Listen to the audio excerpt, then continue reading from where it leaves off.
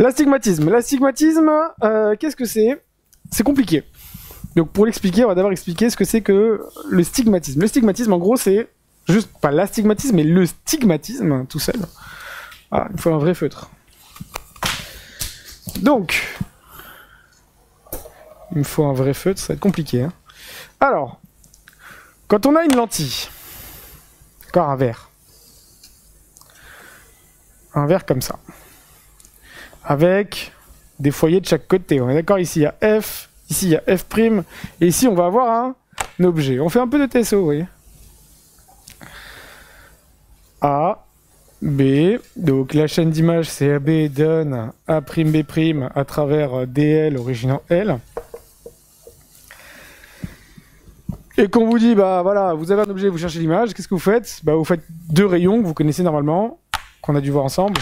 Un rayon parallèle à l'axe, donc un rayon incident parallèle à l'axe émerge comment? Émerge en F'.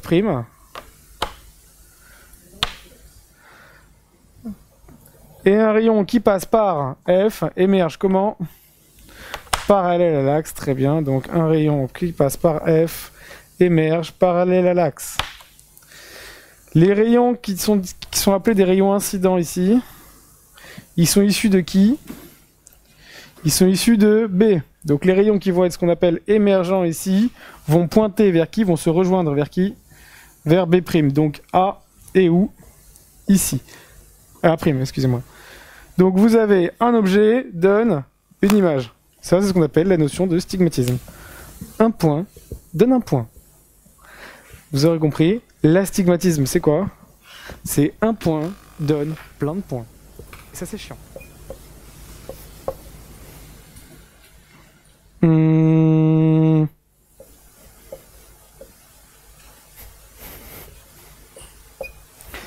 Donnez-moi, s'il vous plaît, l'écriture en cylindre positif. On va voir si vous avez compris. J'espère. Donc, on y va. Plus 2, moins 4, ça fait quoi? Moins 2. Je change le signe. Et le perpendiculaire de 50, c'est donc 140 degrés. Donc voilà les deux écritures. L'idée, c'est que lorsque vous avez une image, oui, une double image, quand vous avez deux images, qu'est-ce qui va se passer? Un mec qui est astigmate, qui a un astigmatisme hyperopique composé, qu'est-ce qu'il va faire? Pour voir le moins flou possible, parce qu'il peut jamais voir net, le moins flou possible, ce serait de faire quoi? De mettre ces deux images, une de chaque côté, de se comporter comme quoi? Comme un astigmatisme mixte. Ça, c'est la position qui lui permet de voir le moins flou possible, d'avoir la moins grosse tâche de diffusion. D'accord? Donc, le CMD, c'est super important. Ça vous permet, si vous arrivez à le positionner sur la rétine, avoir le moins flou possible. Ici, hein. Vous verrez jamais. Vous allez toujours faire le plus petit des deux x 30. Donc 6 x 30, ça fait 180, donc ça fait 0. Et vous allez dire que, alors, le sujet devrait être compensé avec une écriture en cylindre accès à 0. Et pour justifier ça, qu'est-ce que vous allez devoir faire? Tous les schémas. Alors, automatiquement, vous allez dire quoi? Entre 12 et 6, c'est qui le plus petit? 6 x 30, 180, donc 0. Vous allez toujours mettre les deux images devant la rétine. Et comme par hasard, qu'est-ce que vous allez mettre ici? À droite, du côté droit, vous allez toujours mettre celui que vous avez calculé x 30. D'accord? Donc en gros, je sais qu'entre 12 et 6, c'est qui le plus petit? 6 x 30, 180, donc 0. Je sais que j'ai deux images devant, je mets qui à droite? Je mets qui le plus à droite? Je mets celui que j'ai calculé, donc 0. Et donc ici 90. Ensuite, automatiquement, au niveau de l'image rétinienne, vous aurez ça. Automatiquement, au niveau de l'extériorisation, vous aurez ça. Et vous referez tout ce que je viens de faire sauf ici. Oblique. Dans l'ordre, c'est quoi? D'accord? Donc une frontière, c'est toujours avec oblique. Hein. Donc ça veut dire que si je vous dis 60, c'est direct, c'est inverse ou oblique? C'est inverse. Si je vous dis 150, c'est direct ou oblique? C'est direct. Quand vous êtes à la frontière, c'est tout sauf l'oblique. Ça va? Donc voilà. On sait pas ce que c'est, on s'en fout, c'est un argument, c'est un adjectif, d'accord? Donc, quand on vous donne une formule de compensation portée en cylindre négatif, vous la regardez et vous dites si c'est un astigmatisme direct, inverse ou oblique. Attention, ces petits vicieux vont des fois vous la donner en cylindre positif. Il faudra faire quoi juste avant? Une petite transpo, mettre en cylindre négatif et regarder à ce moment-là l'axe du truc pour dire si c'est... Moins 0,35. Du direct, du inverse ou du oblique. Vous trouverez normalement moins 0,35. Ce qui fait que la RC, sera égal à quoi? Moins 0,35 plus 0,7 à quel axe? 65 degrés.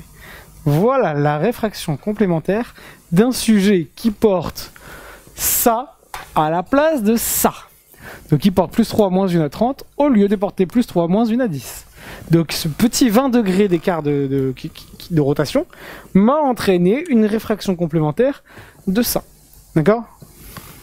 Donc si moi je rajoute ça, je prends un verre, je mets ça, par-dessus ça, d'accord? C'est la règle de Swain qui s'appliquera. Et encore. Donc, quand j'ai un cylindre de 1, ça veut dire qu'en gros, entre les deux, j'ai quoi? J'ai une dioptrie d'écart, on est d'accord?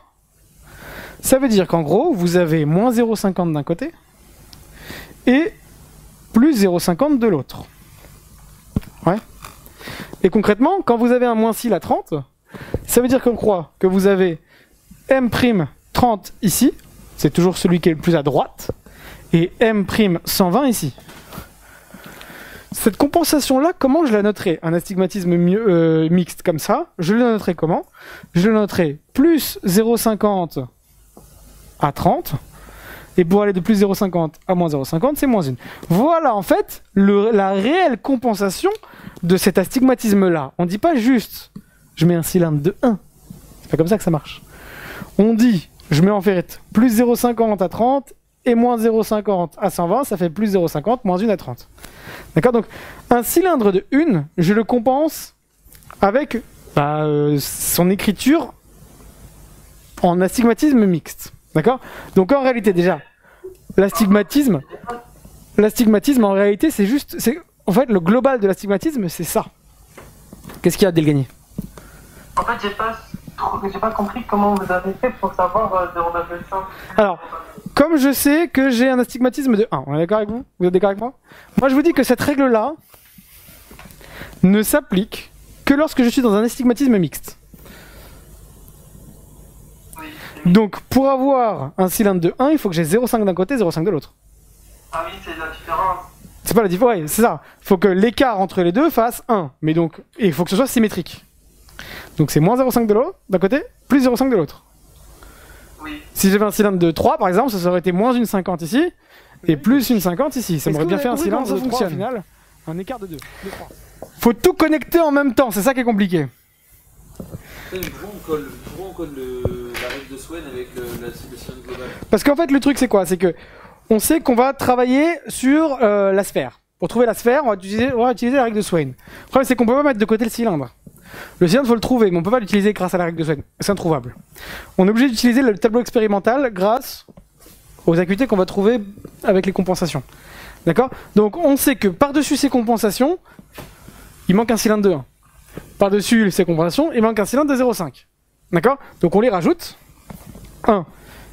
Par-dessus les compensations qu'on trouve. Mais attention, quand on trouve un cylindre, si on veut utiliser le tableau expérimental, on n'oublie jamais de rajouter la moitié du cylindre devant. Donc on trouve le cylindre d'un côté avec une petite sphère, parce que voilà, le cylindre est toujours accompagné d'une sphère, mais la sphère, la véritable sphère. Sauf que la véritable sphère, on va légèrement la bidouiller grâce à qui? À cause de qui? À cause de la petite sphère qui accompagne toujours le cylindre.